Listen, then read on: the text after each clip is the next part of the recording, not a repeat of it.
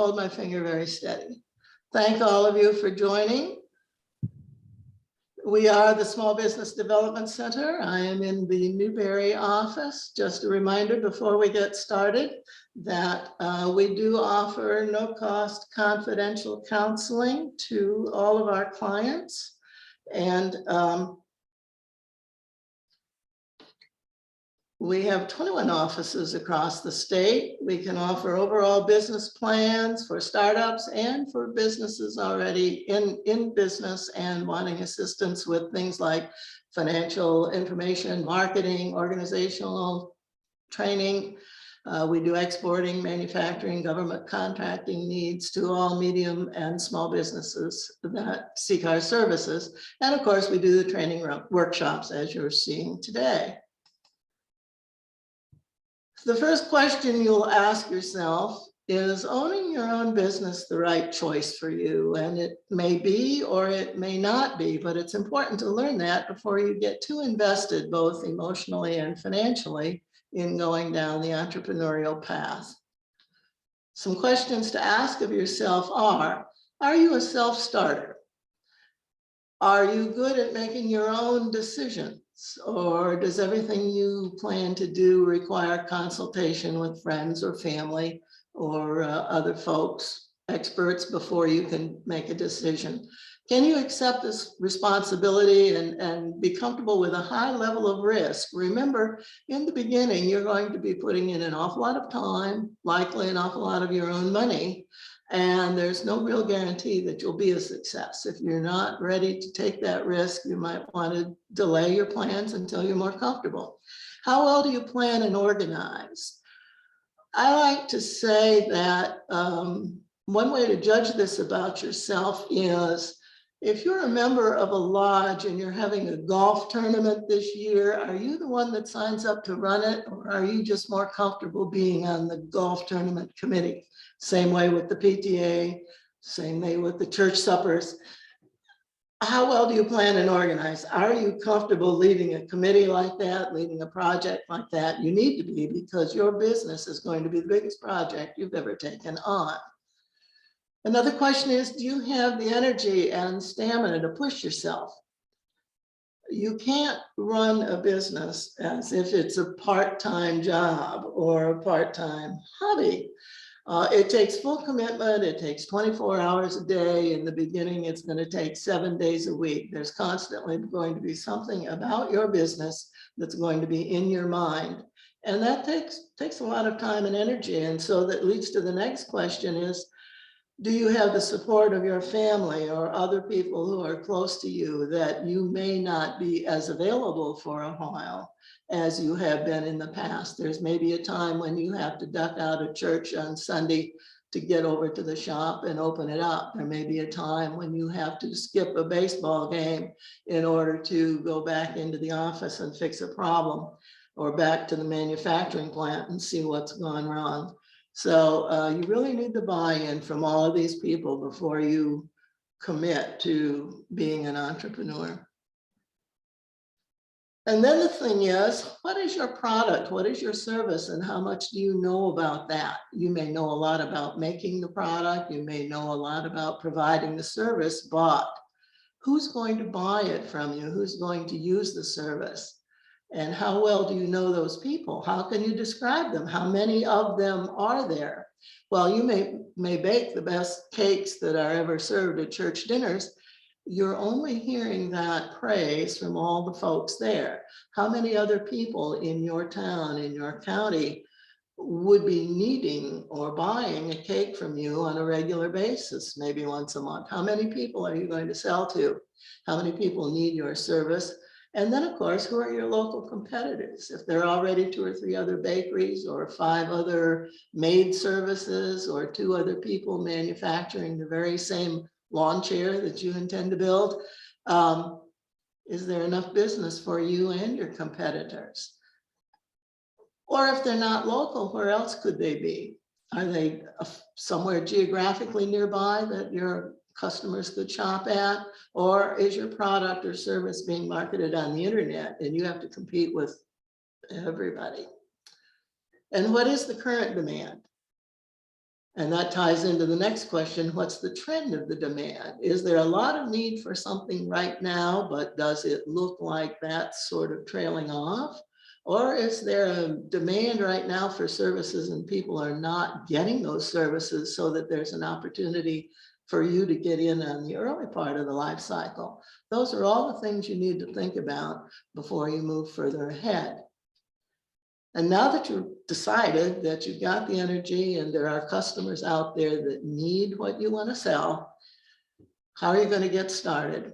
There are 3 ways to get started as a new business startup. First of all, it's going to be your own equity. That's going to be your personal savings, the money that your friends and family might have loaned to you or made a gift to you. It may be some other people who want to be financially interested in your business. And then you have to think about how do you represent their shares of that interest in your business? What are they expecting back from you? Debt is, of course, borrowed money. And we try clients up front.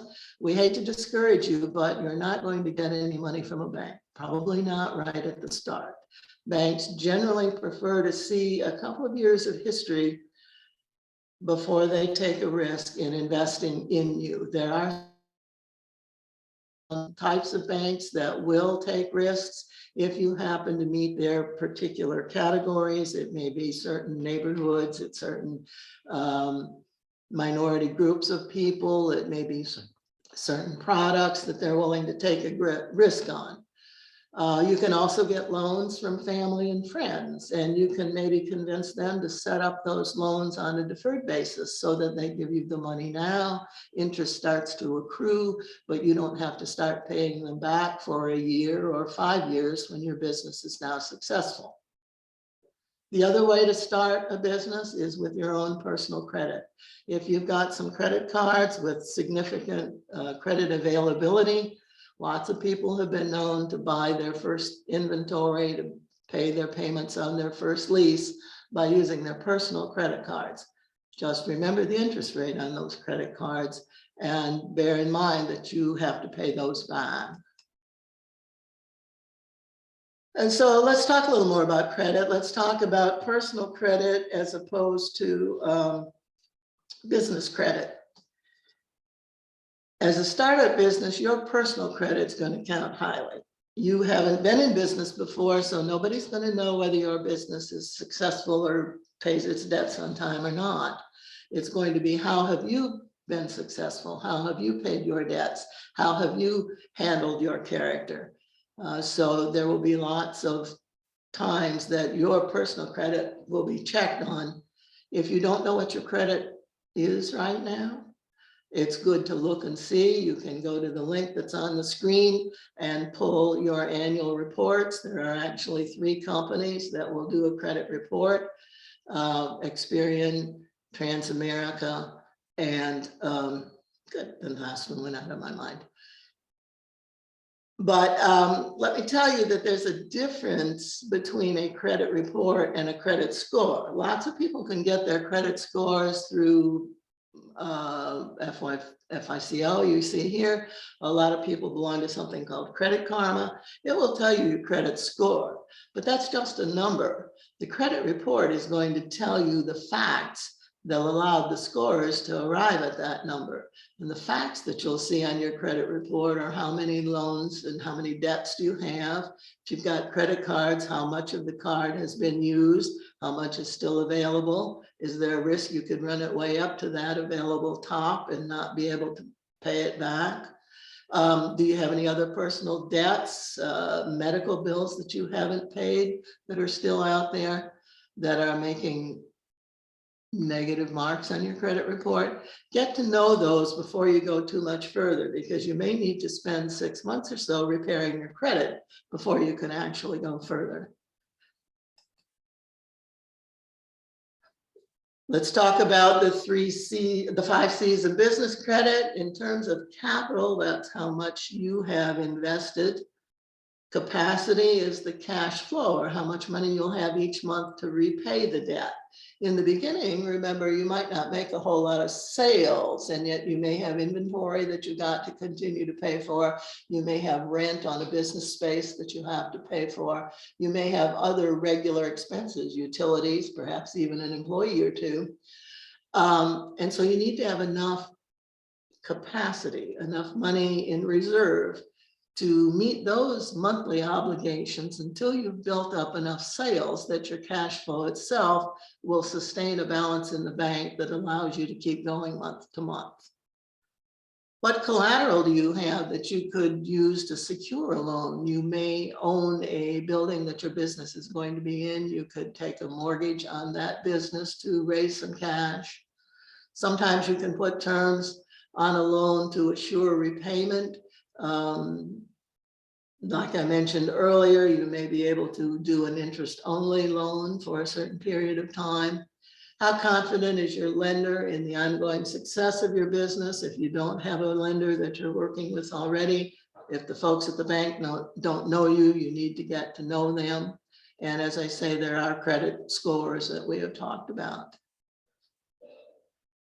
If you've made your way this far, you need to think about, how do you want to be organized? Do you want to be a sole proprietor? What about being an LLC or an LLP? What about S Corps and partnerships, or a C corporation? First of all, the lower two, the S Corps and partnerships, as well as the C Corps, will require that you get an attorney involved. The corporations do have certain rules and regulations and reporting that you have to do, and even partnerships.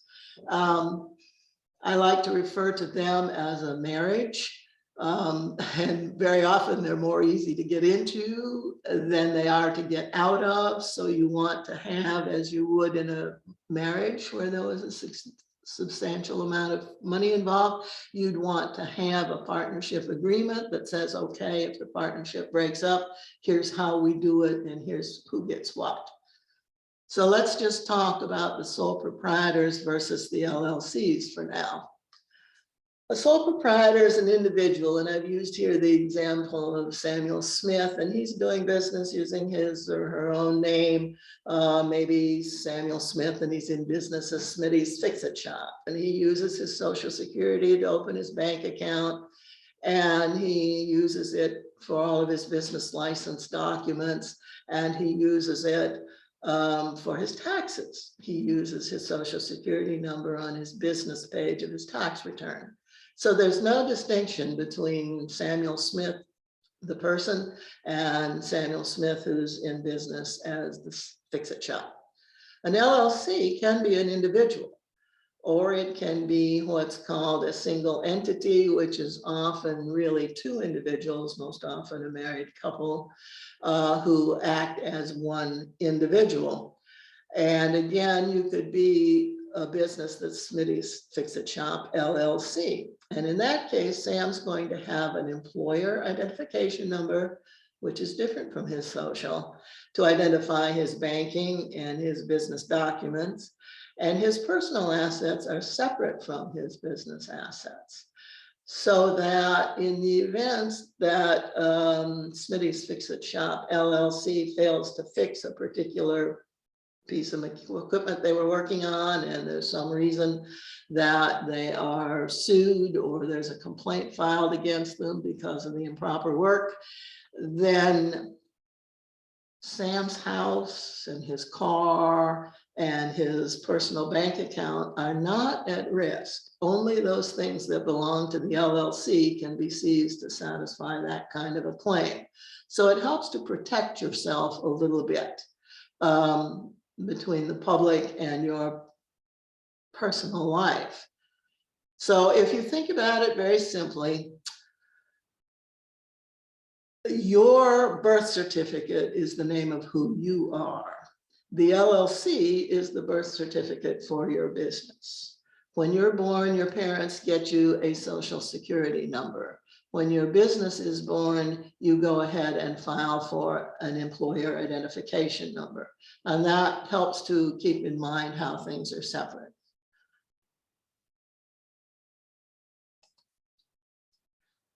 Once you've decided you're going to form an LLC, one of the first things they're going to ask you is, so what's the name? And what should you consider in a name? Is your business going to identify your brand, and is it going to tell customers about you? You know, Smitty had a fix-it shop, and that kind of implies that Smitty's working out in the back in his garage, or say maybe some nice real metal building that he's built beside his house, and that's where he does his business. On the other hand, Smith's Quality Repairs might tell you that he's got a different kind of operation, and he might do a more complex sort of repair. He might target more upscale products to work on. Your name can carry a lot about what your business is about, so you want to think about it and think about what you want to call yourself and how you want to present yourself. And then you have to find out if you can even use that name. In South Carolina, you go to the Secretary of State and you do a search on the business entity, and you look to see if the name is available. And if you don't spell it exactly like somebody's name that's available, but that's already in use, it may look like it's available, but you may have spelled Smitty, S-M-I-T-T-Y, and somebody else might have spelled it S-M-I-T-T-I-E and have already seized that name. Now you've got two businesses that have names that are kind of close but not exact, and that can be a problem. So I didn't put it on the slide, but it never hurts to Google things and see what comes up. You may find that the name you chose brings up a whole bunch of businesses that are not what you would want to choose. For example, you might want to have a custom-made jewelry shop, and your plan is to sell it by subscriptions, and so you've decided to call your business the Gold Club.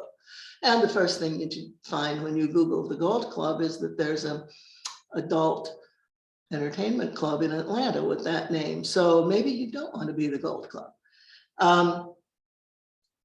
Some people trademark their name rather than have it as a business entity, or they may trademark a doing business as name. You can go to the US Patent and Trademark Office and see if anybody's got a trademark on that, and that search will take you all over the United States. Figure out how the name works on the web. I talked about it. Google it. Also look on Facebook, see if things come up that match it or come close and could be confusing. If you're going to do anything on the internet and you're going to have a website, you want to have a URL that looks very much like your business name. So take a look at what URLs might be available. Just type in Smitty's business, Smitty's Fix-It Shop with no hyphens, see what comes up. You find any links, make sure that you can use that name as comfortably as possible. So now that you've got a name, you can go ahead, file for your LLC. You can apply for your EIN at irs.gov. You can open a business checking account at your bank. And I always suggest to ask for a business debit card so that you can use it for online purchases. Even if you're just buying office supplies on Amazon, it's nice to be able to use your card. Ask if they'll give you a business credit card to use, and maybe pay off the card each month. Maybe they'll give you one with a small card limit, and that's going to help establish business credit for you. And then you have to think about how you're going to accept non-cash payments. So you'll be busy for a few weeks just getting all of these things done. Make sure you have a good relationship with your business banker, and they'll be helpful in some questions that you have. There's all kinds of licenses and permits that you may or may not need. This is certainly not an exhaustive list. You need to find out from your local planning and zoning board if the kind of business you want to do is even permitted. Maybe Smitty shouldn't have built that shed in his side yard. You'll want to have a city or a county business license. Most cities, municipalities have a business license. Many counties do not. These kinds of business licenses have to be renewed every year. And by renewed, I mean you have to pay a fee. And many business licenses The fee is based on your sales. So the first year there's a minimum dollar amount that gets you a license. But the next year, the city will expect you to report the amount of your sales, and they will send you an invoice for your business license that's a slightly higher amount.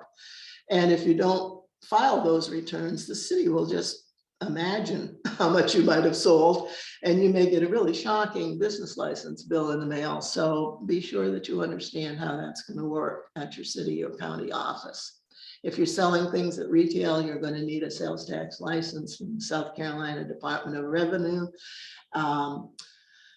There's a website that's going to be called My Doorway, DORWAY, which is the Department of Revenue. There's lots and lots of training and information that you can find from the dor.sc.gov.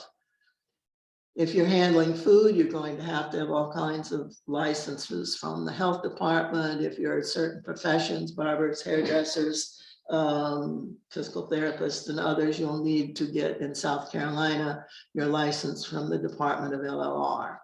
If you're a contractor, you're going to need a license, probably a license in each county to do business, very likely a license in each city to do business. There is a central website where you can apply for a license and designate which cities and counties you can work in.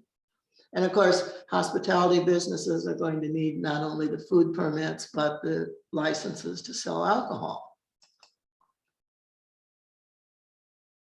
Now, what is your game plan? You've got all of this paperwork done, and you're sort of in business, but maybe you've been in business a little bit all along. Maybe you've sort of had a game plan. Maybe you've been selling your cakes and pies to your friends and neighbors, or maybe you've been repairing lawnmowers on the side for people up and down the block or the guys at work. And if you've started up this business with all of your own money, you may not need to have, or you may not develop a formal business plan at first. But if you're going to start up a little bit higher up, if you're going to buy equipment, rent a storefront, get started with a large inventory, then you need a more expensive business plan. And we'll talk about why. Because your game plan is your business plan. And you have to have one. And it's best to start as soon as you can to at least organize your thoughts. I have clients come in who are, just thinking about being in business. And I say, great. All of the thoughts and ideas and questions and resource information that you stumble on, you need to keep together. And I can be kind of old school. Just use what works for you. Get yourself a digital organizer. Use a 3-ring binder. Just get one of those brown accordion files. Make notes on your smartphone, but keep track of everything. And the advantage to putting it in a binder or a file is that you can start to break it into categories. And by categories, I mean those are going to be the same categories of your business plan, which we'll get to a little bit later. Collect articles that you've read that are interesting. If you see store pictures you like, take pictures of them, tear them out of magazines. If you've talked to a supplier or people told you about a great supplier for maybe plastic shopping bags, write those things down, save them everywhere, and just keep track of all of that so that you have as much information before you, when you get started, as you can possibly have.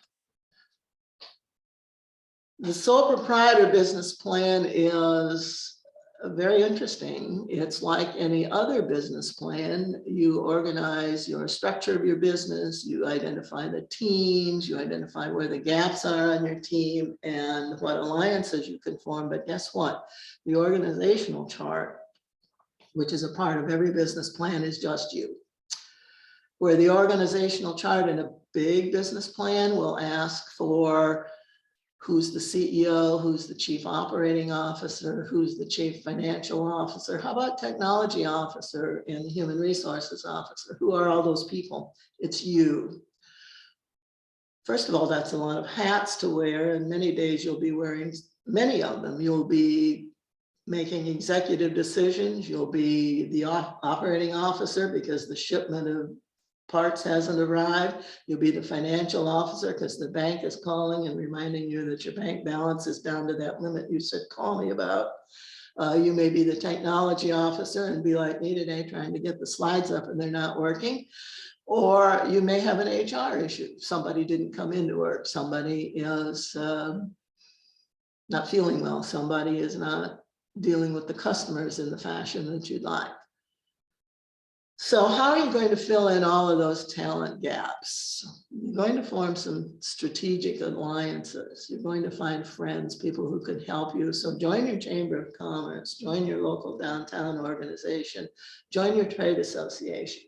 And what you're going to have access to is people you can talk to, material you can read, references that you can have, anything that's going to make you stronger as a business person.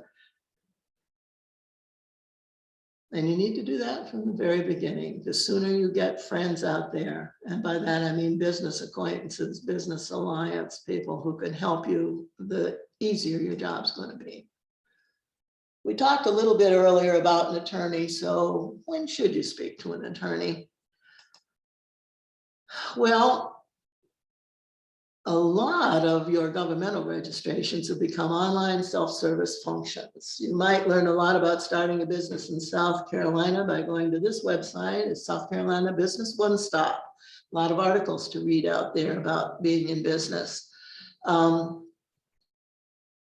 If you're not sure, of course, legal advice is always a good investment, but I will say beware of people who offer to do things for you and make it seem like it's kind of scary to do it yourself.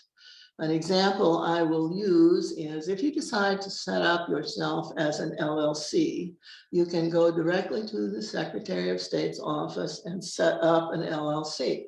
And they will ask a lot of information about your personal self and your business. And one of the things they will ask you is who is going to be the registered business agent. And that sounds like, I don't know who that person should be. That person can be you. The registered business agent in South Carolina is simply the name and address of where all communication about the business can be sent. So let us say you're doing business with a company and you're not happy with the product that they ship to you and you want to write to somebody about it. You can go to the Secretary of State, you can Google the name of the business, you can look at the registered agent, and lo and behold, there's going to be a PO box or a street address, and you can write to the registered agent with your complaint. That's going to be you, and you're probably okay with that. But there are some companies who will offer to receive all that mail for you for a price. And you just have to decide, do I want to pay $45 a year for this guy to be picking up my emails? I mean, my postal mail, and most of it is junk mail, just trying to sell me goods to use in my business. And I'm paying this person to do that. So think about what you're comfortable doing yourself. Ask whether you should pay for somebody to do it for you. And I mentioned in partnership agreements that you need to have a pretty ironclad plan for how to function within the partnership and how to gracefully and pleasantly get out of the partnership. Make sure you review all contracts and leases. Leases in particular for commercial property are very different from those that you sign when you move into an apartment. So you need to look at the fine print, and you probably should ask your attorney to look at it too. If you're purchasing real estate, of course, even if you've bought a house, you know that you need to have an attorney to do that. And one of the other things you need to think about is, what is my exit strategy? And do I need an attorney at the end to close down my business? You don't want to leave your business hanging out there open with websites unused and post office boxes not used and so on, and have an undesirable person get hold of that and get up to some mischief. So make sure that you check with attorneys if you're not comfortable with the situation, and find out if you need their help. Now, you really think you still need to borrow money. Lots of people come to me and yes, they've got some savings and the Bank of Dad has agreed to put up $10,000, but that's really not enough to get started. And I said earlier, that banks will not consider you in the beginning, but you might have been in business and kind of floundered along for a year and a half, 18 months, 22 months. And now you really need to go back because your business is growing and you just need some more money. You need to be able to show that you've got some skin in the game, some owner equity. And you need to, it's helpful to show that you have a secondary source of repayment. For a sole proprietor, it's always good to have a wife or husband who's got a day job, because the bank can feel, well, if things get hard, there's that other income that probably will enable them to pay the rent this much this month and next before they get into real trouble. What you need to be thinking about, and it doesn't hurt to practice doing one, is to do a personal financial statement. See where you stand. A financial statement is kind of like the scales of justice that you see with two pans balanced in the middle. And on the one hand, you've got all of your assets, the house that you own and the car and the boat over at the lake and a few stocks and bonds and maybe some money in an IRA.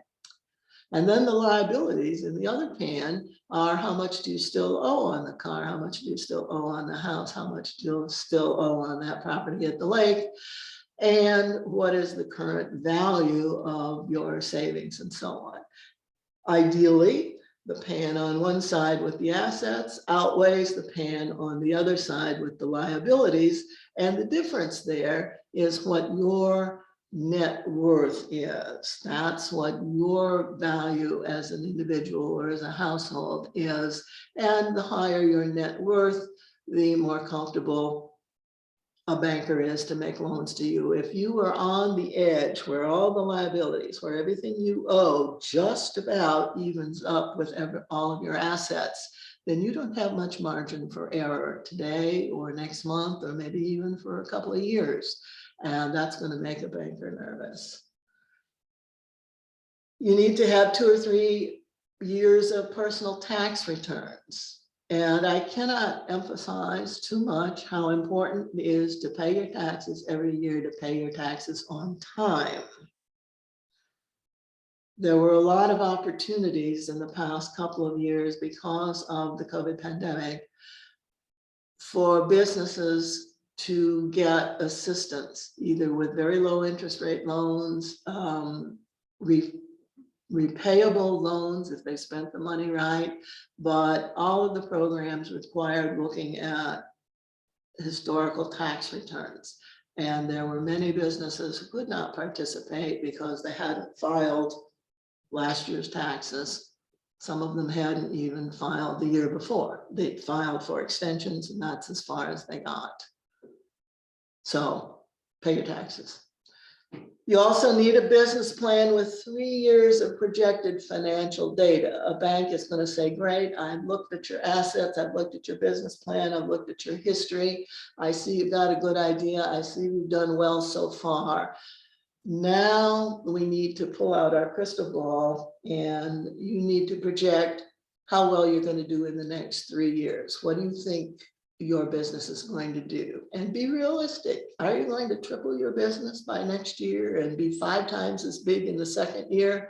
You might like to be, you might think you could be, but look at that and decide if that's a realistic estimate. And if it's not, go back and reconsider what you've said.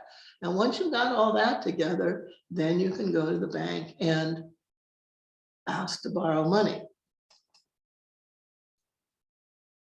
I'm going to give you a few financial fundamentals. Nobody wants to be bored to death today with all of the details, and many of you just don't like numbers in general.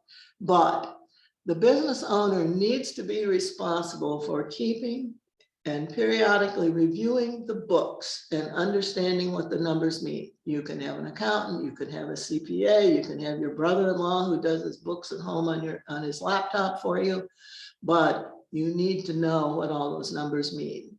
You need to use a system that you're comfortable with. And for a small proprietor, a sole proprietor, you may start out by something just as simple as your business checking account and a set of Excel spreadsheets to track where your expenses are going and where you're spending your money.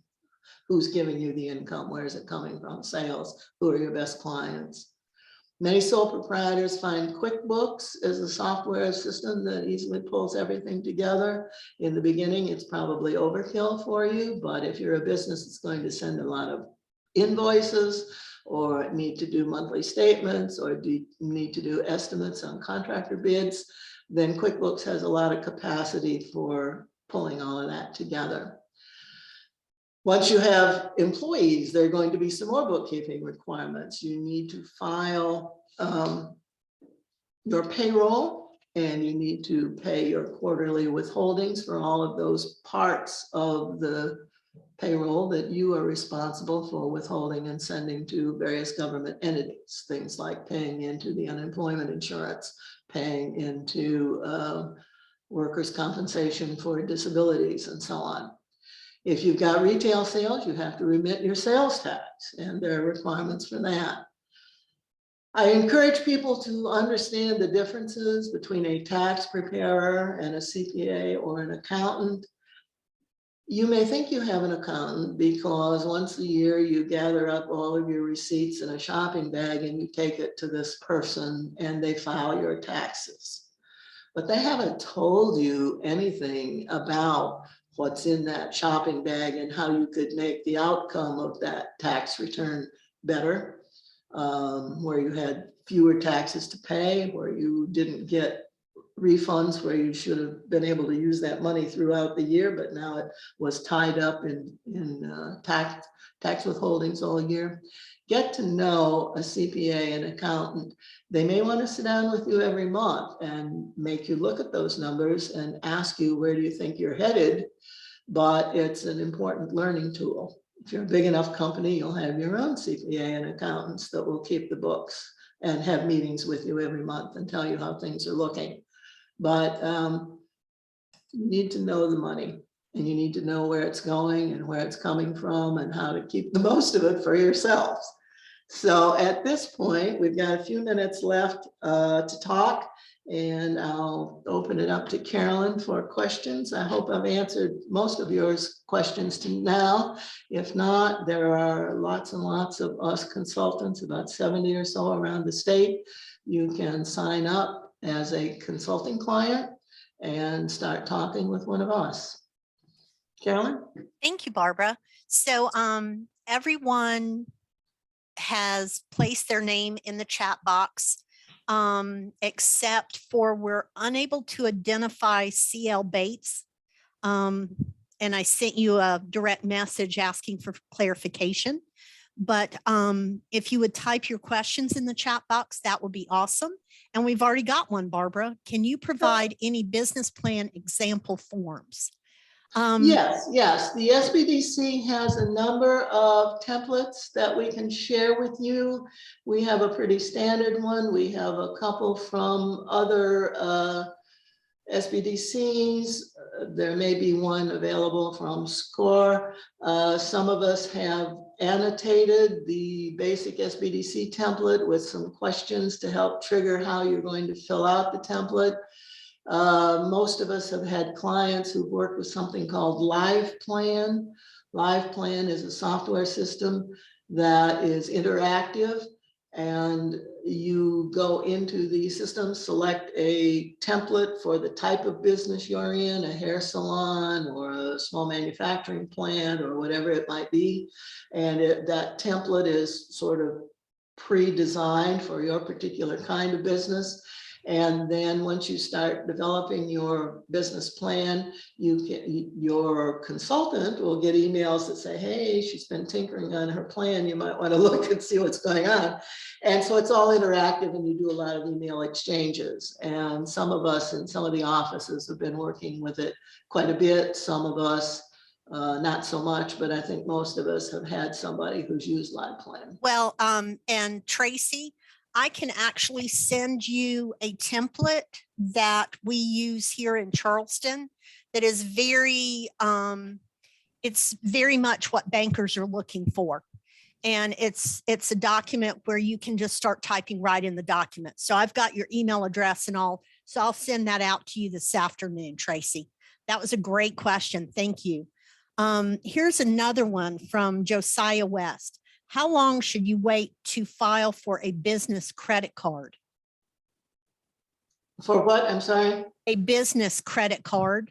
And I may be able to answer this one. When you Oh, open yeah. your business bank account with that bank, you could hypothetically get a low ceiling business credit card at that time in the name of the business that would be linked to the bank account in the name of the business. Would that be And correct, those are Barbara? very handy. I agree, Carolyn. Those are very handy. Maybe it's only a $500 limit, but if you're simply buying office supplies to get up started, you know, staples and receipt books and things like that, if you put them on this credit card and pay them back every month, that's starting to build your credit history right from the beginning. And many banks will do that. And that is also a good way, particularly if you have a Dun and Bradstreet number.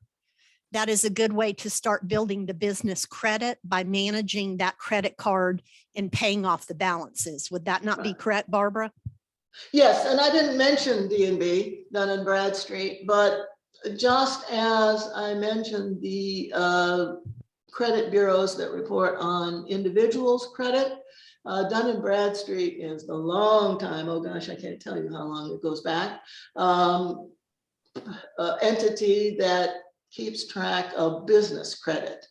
And so you can get a Dun and Bradstreet number, what sets you up as a business on their list, and they will track your debt and your debt payment history and so on, and start to rate you as a business. And particularly as you get larger and you go for loans, people are going to want to look at your D&B credit rating. And it's easy enough to go to Dun and Bradstreet's website and another self-service operation. So someone mentioned that I always get turned down from my bank for business credit card. So they're also going to be looking at your personal credit and your personal debt to income ratio. Because that's just like Barbara had mentioned before, when you're writing your business plan and going for a business loan, all of that in the very beginning is linked to your personal credit history and your personal ability to pay. So if you're starting off with credit challenges, a low credit score, yes, it is going to be more difficult to get a business credit card in the business name. Now, obviously, after you've had a business account for 2 years and you have a track record of having positive balances and making payments through that bank, they're going to be more willing to provide you with a business credit card. Would that be correct, Barbara? Yes, it would. And there are two other thoughts I would add to that. The advantage of using a credit card, of course, is when you don't have to carry a checkbook and you go out and buy something, you get a receipt, but you get a nice statement at the end of the month for all your purchases, and that helps your bookkeeping be easier at the end of the month. But you can also use a debit card, and all of your receipts, all your purchases are going to be recorded on your bank statement. If you've got a personal banking account and you use your debit card, you know there's like 3 or 4 checks and all the rest of it is electronic transaction. So it's for your bookkeeper, whoever's doing that, which is probably you, that's a big help. The other alternative might be to get a prepaid debit card with a certain dollar amount limit. I once had a client who did that because he frequently had to send one of his employees to the parts store to get random things from time to time. And he just handed him that prepaid credit card. It worked fine at the store. And then he didn't have to be carrying around cash in his pocket to hand to his workers. And if you're doing some kind of business where that might be the situation, you could think about doing something like that. And it's prepaid, you just have to pay it back every month, make sure that you do. There is, and the same person that said, I have 2 business accounts. Well, each business account should have its own EIN number and its own Dun and Bradstreet. So you would have two separate cards for two separate businesses. And those, again, if they're new businesses, are going to be linked back to your credit score and your personal ability to pay. One person asked how to find local business partners. There are not many social events during this pandemic season. Well, this is not the format to ask that question, but what I would do, and I will respond to you outside of this event and give you the information on contacting the local Small Business Development Center office closest to you. And then you can reach them to see if they have any ideas and suggestions on your business partnering. And understanding the small business development centers do not, do that type of thing. We don't provide you with resources for you to develop as clients. And we don't refer people to our clients. So that's something that we're unable to do. So we're not like a business matchmaker. And Ms. Middleton, I see you have some more questions about the credit cards. And I know that you're one of Robert Jones's. You work with him out of the Charleston office. So those may be some good questions for him directly. So Mr. West, is there a link for setting up an appointment with a consultant? It depends on where you're located. And I will go ahead and look and send you an email directly about who you will contact for an appointment in your local area. All right. Does anyone else have any additional questions? And thank you, those who are asking for the business plan. I am making a list of who wants me to send them the business plan templates. And I will also put in the chat box, because we have them on our website, the Charleston SBDC website. So I'm going to post to everybody how to get to the Charleston SBDC website, where you can find it, the business plan template, as well as the cash flow management spreadsheets that we use. So I'm going to send that out right now. The business plan is the story you tell when you go to the banker, and having the business plan makes it an organized story with a beginning and a middle and an end. And bankers really don't have patience to sit there with long rambling tales. So the more that you stick to the plan, the more that you keep it concise. Be sure it's clear, be sure it includes all the important information, but don't make it a big long rambling story, and kind of stick to the structure of a start and an end.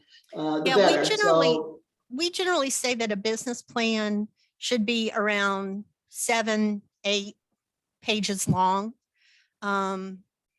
Not a lot of. That's fair. If there is more detail that you think they need to know, you can always create an appendix. And if they're really curious, they can look at the end and see that. But if you can't tell them your story in that many pages, then you need to refine your plan a little bit, because it's just not real crisp and clear what it is you're going to do. And also take into consideration that it's like reading a resume. A banker is going to look at this and wants concise, I know this is an oxymoron, but concise details, so that they're going to look through your business plan. And that is the introduction and the story, as Barbara said. And they're going to look at that as to, in addition to the projections, as to this is a project that they're interested in funding. So a lot of people are asking who their local consultant is. So I'm going to put in the chat the link to the state office and tell you how to get there. And Barbara, if you'll stop sharing your screen, I will share mine All right. And I'll just do a quick review of the two sites. Okay. All right, everybody. So I'm hoping everyone can see this. This is the state South Carolina Small Business Development Center site. So that web address, and I'll put it in the chat, is SC SBDC. So at the very top where it says locations, it will come up with a map, and these little map pins in white, if you click that, so someone was asking, I believe, the Greenville office. So if I click this, it takes me to the consultants in the Greenville office, as well as a way to contact them. And so that's where you would find someone, your closest area. And I'll put again this website in the chat. Now, and I put this already in the chat, this is the Charleston SBDC site. And if you go under resources, here's the business plan template, marketing plan, cash flow, and even a startup checklist. So that's something we have on our Charleston site. So both of these are the same but different, if you will. Another thing that I find very interesting is on the state site, SC SBDC, you can go to training events, and this may be where you found us. These are all of the upcoming training events that you can register for. But if you scroll to the bottom, here is an extensive library of pre-recorded events that you can watch at your leisure. So you can click any of these and view it. And in fact, when we send you the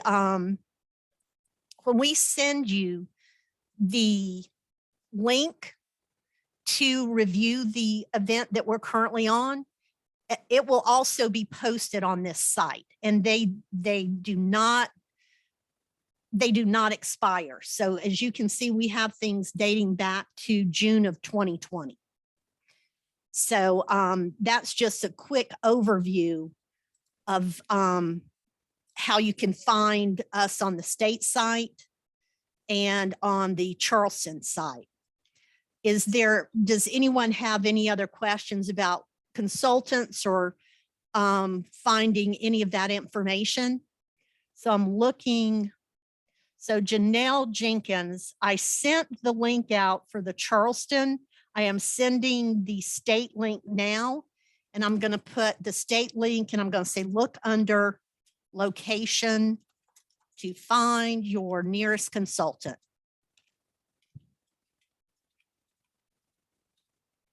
So that's out to you now. Let's see who else. And thank you, Miss Middleton. She said, by the way, Mr. Jones is an awesome consultant. He is wonderful. He is located in the Charleston area, and he is a wonderful consultant. Thank you so much for saying that. So are there any other people that would have a question, or is there any more information that we can provide before we leave? I would just add, Carolyn, that many of the consultants have had businesses of their own. So in a lot of cases, you'll be hearing directly from people who are who've experienced what you're about to get into. And that's kind of reassuring. And we work as colleagues across the state. So if, for example, someone is my client and they are interested in opening a restaurant, there are several colleagues around the state who've run restaurants themselves, and I will pick their brains, and sometimes we will even do a joint consulting session. So you have access to resources all over the state, even though you may work primarily with a single individual in a convenient location. So with no other questions, thank you again so much for attending. I will be probably within the next 30 minutes, I will be sending out what I referred to earlier as the post-event survey. Those people that respond to that will receive the slide deck that Barbara used in her presentation today, as well as the link to the recording. And again, that will come to you in about 3 to 5 working days, which will give me long enough to download the recording and get it uploaded to YouTube. So if there aren't any more questions or anything, thank you so much for attending. And look at our other training events and please register for everything. Find your local consultant if you want further information. And we've certainly enjoyed you this afternoon and we look forward to seeing you again. Barbara, is there anything else you would like to add? No, I think not. I hope it wasn't too overwhelming and doesn't frighten any of you off. I've run my own business and it's an enjoyable experience. So have at it. Wonderful. Thank you everyone again for attending.